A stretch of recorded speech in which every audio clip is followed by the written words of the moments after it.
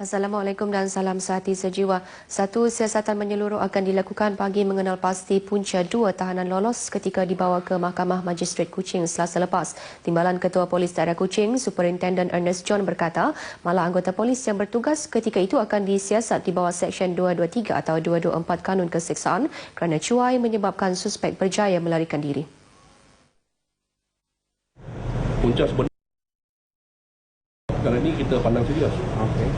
Pandang serius. Ada beberapa kes sebelum ini yang mana kita tuduh anggota kita sendiri, bukan di Kuching lah, tapi tempat lain lah. Superintendent Ernest yang ditemui pemberita RTM petang tadi turut menyatakan pihaknya memandang serius kes ini kerana melibatkan kecuaian anggota polis dan tahanan yang lepas.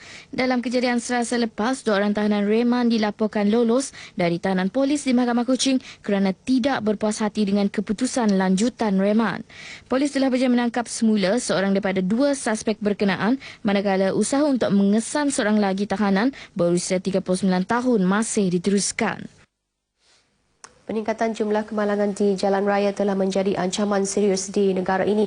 Ketua Pengarah Jabatan Pengangkutan Jalan JPJ, Datuk Seri Ismail Ahmad berkata pada tahun 2014, sebanyak 476,000 kemalangan dicatat di seluruh negara dan menyaksikan peningkatan kepada 489,000 kes kemalangan tahun lepas.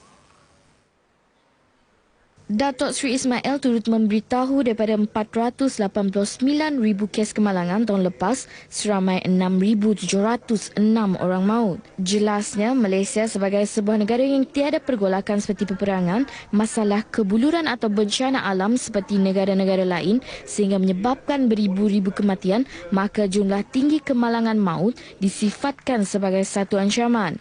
Ini kerana kemalangan jalan raya yang banyak berlaku khususnya pada musim perayaan bukan sahaja membawa kerugian kepada keluarga mangsa, malah kerugian besar bagi negara, terutamanya dalam pembangunan modal insan. Datuk Seri Ismail berkata demikian pada majlis pelancaran Kelab Skuad Muda 1 JPJ Universiti Malaysia Sarawak, UNIMAS di Kota Semarahan. Menyentuh mengenai penubuhan skuad tersebut di UNIMAS, beliau berharap ia membantu dalam memberi pendedahan akan keselamatan jalan raya. Pihaknya akan menubuhkan Kelab Skuad Muda 1 JPJ di peringkat sekolah menengah dengan sasaran 200 buah sekolah menengah di seluruh negara pada tahun ini. Tahun depan, JPJ juga akan meneruskan program itu di 100 buah sekolah sekaligus menyasarkan semua sekolah menengah di negara ini mempunyai Kelab Skuad Muda 1 JPJ pada tahun 2020. Ranting Jentera Pilihan Raya Barisan Nasional BN pada Pilihan Raya Umum Dewan Undangan Negeri ke-11 mesti membuat kajian terhadap sokongan pengundi di kawasan masing-masing. Ahli Dewan Undangan Negeri Asajaya Datuk Abdul Karim Rahman Hamzah menyatakan kajian tersebut wajar untuk mengetahui dan mengatasi setiap permasalahan penduduk, seterusnya meraih sokongan terutamanya dalam kalangan pengundi tegar pembangkang terhadap BN.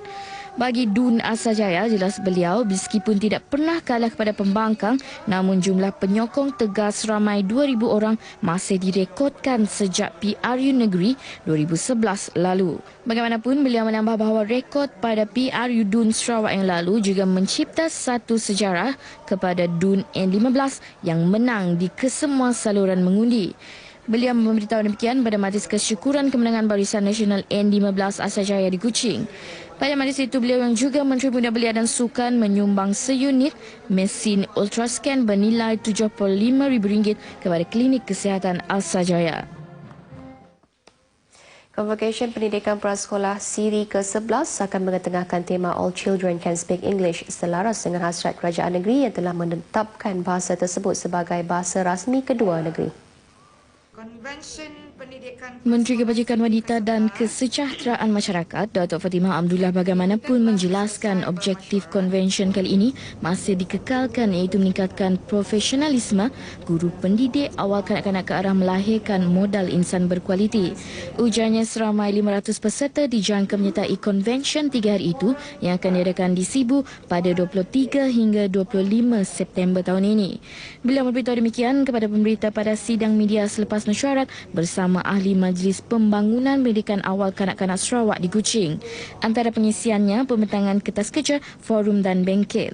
Timbalan Ketua Menteri Dato' Amar Abang Johari Tun Openg dijangka merasmikan konvensyen tersebut. Pada mesyuarat itu, turut berlangsung majlis serah terima tugas antara mantan Menteri Muda Pendidikan Awal Kanak-Kanak Rozi Yunus kepada Menteri baharunya Sharifah Hasidah Said Aman Ghazali.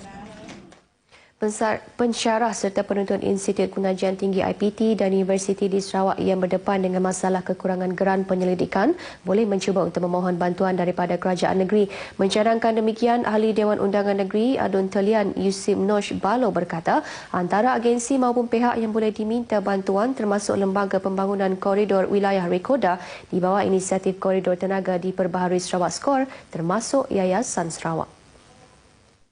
Rekoda is some sort of CSR for research and development. Maybe we can get from Yayasan Sarawak. Beliau menyatakan demikian ketika ditemui media selepas merasmikan Persidangan Teknologi dan Inovasi Kebangsaan TEKON 2016 di Kuching.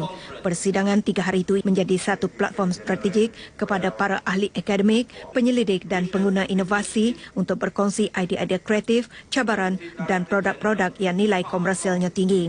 Lebih 54 kertas kerja akan dibentangkan sepanjang persidangan tersebut meliputi tajuk pendidikan, kejuruteraan, teknologi hijau, sains sosial dan inovasi. Sumbangan mantan yang di-Pertua Negeri Sarawak Allahyarham Tun Abdul Rahman Yaakob dalam dakwah di Sarawak akan dibukukan. Usaha tersebut berdasarkan hasil penyelidikan yang telah dilakukan oleh pendakwa dari Harakah Islamiah Hikmah Ustaz Arifin Sabli. Mengenali sumbangan Tun Abdul Rahman Yaakob di dalam dakwah di Sarawak. Kenapa saya memilih tajuk ini? Sebab tidak banyak tulisan yang menulis tentang beliau. Jadi sedangkan beliau adalah memberi sumbangan yang besar kepada dakwah di Sarawak.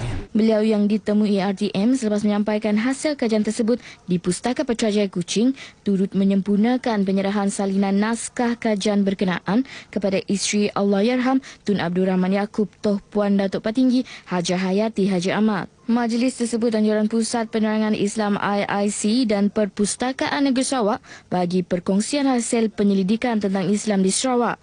Turut dibentangkan hasil kajian oleh Ustaz Hazimin Syakir Said dari Jabatan Agama Islam Sarawak mengenai perkembangan Islam di Sarawak. Kemesraan dan penerimaan baik masyarakat berbilang kaum dan agama di Sarawak disifatkan sebagai sesuatu yang sangat murni bagi dua beradik yang mengembara mengelilingi Borneo dalam misi Kembara Sahabat Borneo untuk menziarahi dan membersihkan masjid. Kembara Sahabat Borneo merupakan misi pengembaraan berjalan kaki menziarah dan membersihkan masjid ke seluruh Sarawak dan Sabah, kesinambungan bagi misi Kembara 3 Sahabat berjalan kaki mengelilingi semenanjung Malaysia membersihkan masjid sebelum itu.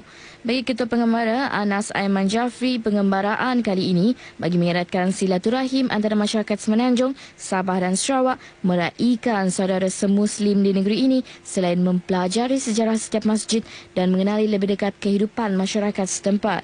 Cabaran untuk diri kami belajar bahasa masyarakat di Sarawak ni lah. Maknanya kita nak kena cepat catch up sebab kita nak bergaul dengan masyarakat. Kita nak kenal. Tetapi alhamdulillah walaupun orang kata berbeza dialek, mungkin berbeza bangsa, suku, kaum, tetapi kemesraan tu tetap samalah pada kami sebenarnya. Menurut beliau, menziarahi masjid di negeri ini mempunyai cabarannya yang tersendiri, terutama dari segi jarak yang jauh sehingga terpaksa menggunakan pengangkutan awam. Ditemui pemerintah ketika menjalankan kerja-kerja pembersihan di Masjid Miri Jalan Merbau Miri, beliau memberitahu sebanyak 50 buah masjid disasarkan untuk diziarahi di negeri Sarawak, Sabah dan negara Brunei Darussalam. Masjid Miri Jalan Merbau merupakan masjid ke-27 telah diziarahi dalam misi berkenaan sejak memulakan kembara pada 18 Mac lalu di Kuching. Misi ini dijangka berakhir selepas perayaan Hari Raya di Lahad Datu Sabah bergantung kepada situasi.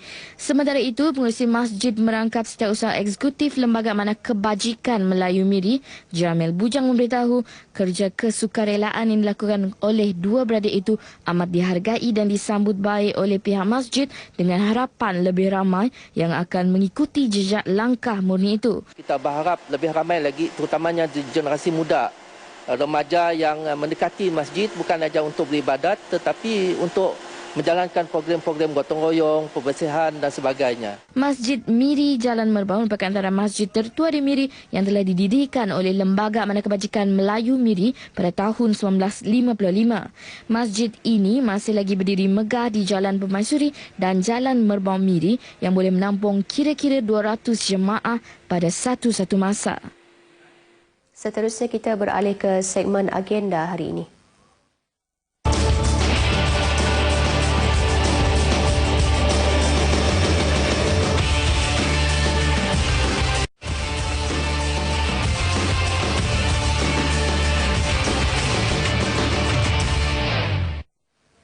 Antara liputan acara dalam agenda hari ini, Timbalan Ketua Menteri Datuk Amar Abang Johari Tun Abang Haji Openg akan menyempurnakan majlis sambutan Hari Guru Peringkat Negeri Sarawak di Deta Putra Unimas Marahan pada 10 pagi. Sementara itu, Timbalan Ketua Menteri merangkap Menteri Pengangkutan dan Pembangunan Infrastruktur Tan Sri Datuk Amar Dr. James Jemut Masing akan mengadakan majlis serah tugas kepada Timbalan Ketua Menteri merangkap Menteri Pemodenan Pertanian dan Ekonomi Luar Bandar Datuk Amar Douglas Ugambas di Bilik Mesyuarat tingkat 1 Wisma Baitul Makmul Puching pada 11 pagi.